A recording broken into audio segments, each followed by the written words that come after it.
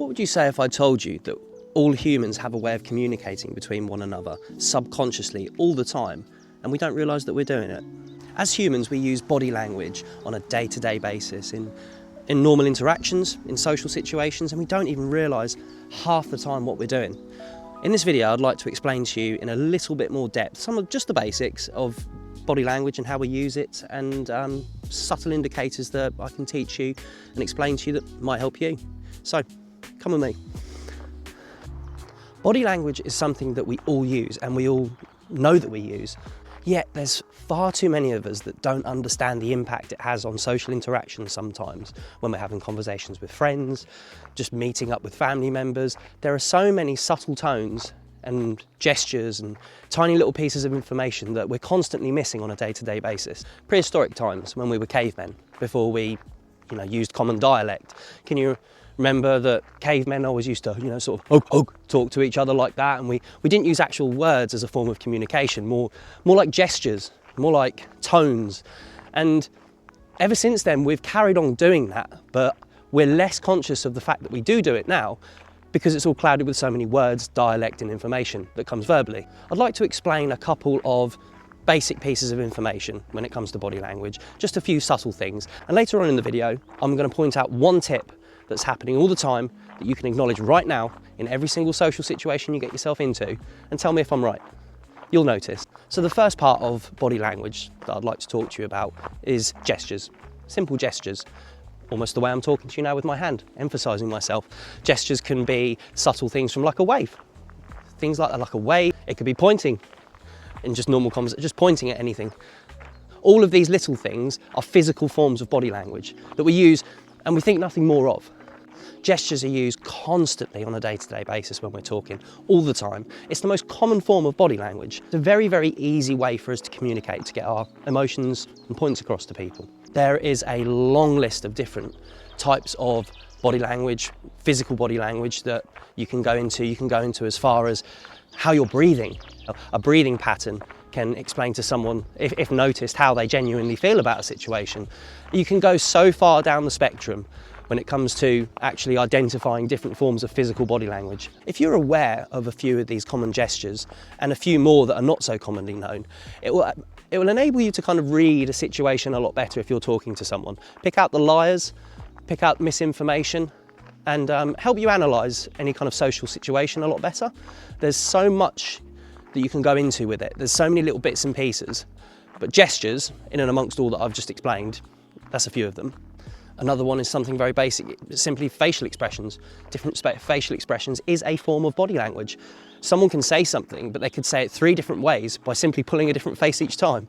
If you were to ask me, for instance, if I wanted to go down to the pub to have a drink, and I said to you, yeah, sure, no worries, you're going to think that's quite affirmative, and I genuinely want to take part. But if you were to come up to me and ask me if I wanted to go down to the pub, and I was to turn around to you and say, yeah, okay, yeah, let's go, you're going to think that I don't really want to do that. So even though the message is the same, the points of body language within that are different, and that's giving out the message. But we never really think of it like that. The facial expressions is one of the main pillars as well. Another basic form of body language is posture. The way you hold yourself, the way you carry yourself.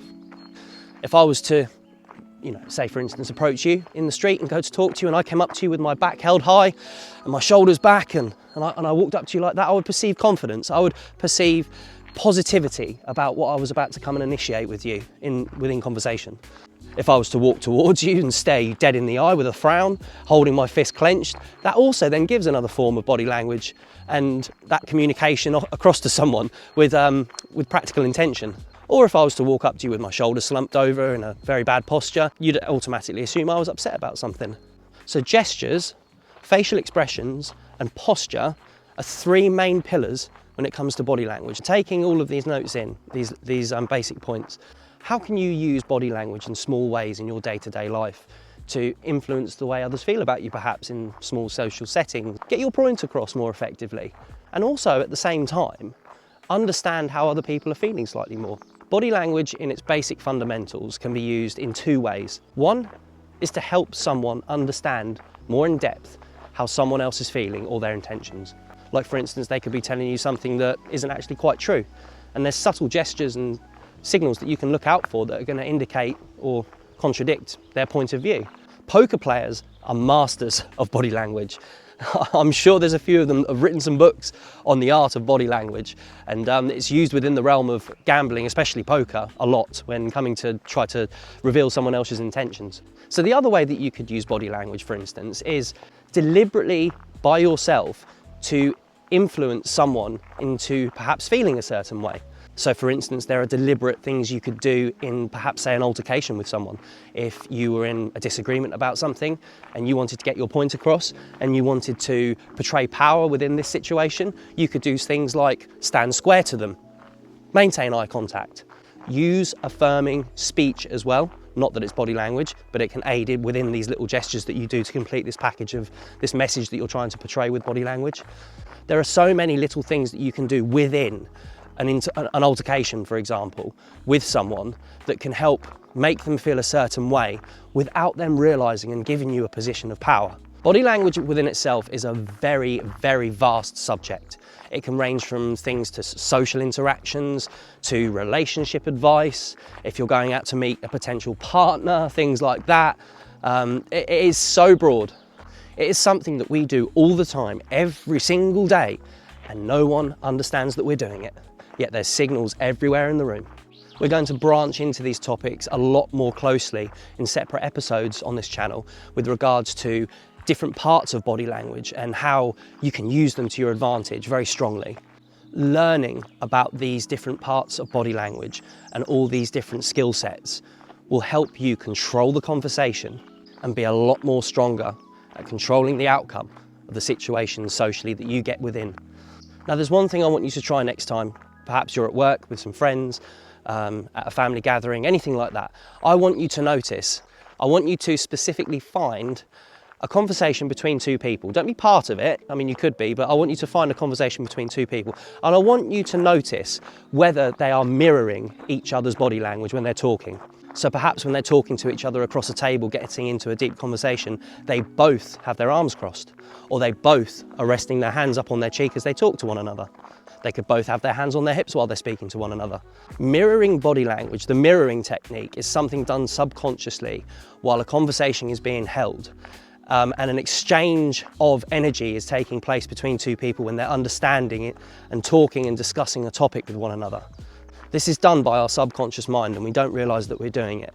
I challenge you to see if you can pick out a few of those situations. See if you can spot other people doing it. I promise you that you will. And branching back on the previous points that I've made, if you wanted to have a conversation with someone and you wanted them to really understand what you were saying and you were trying to achieve an outcome within this conversation or situation, you could deliberately mirror their body language to make them feel more connected to you when you're trying to get your point across. Learning and understanding the fundamental basics of body language within human interaction is a very powerful accolade to have. So this was a brief introduction into what body language is. I'm going to go on to create more videos, certainly branch into the subject a little bit more specifically and pull certain things apart and have a discussion with you about them. Thanks for stopping by with me today, and I'll see you next time.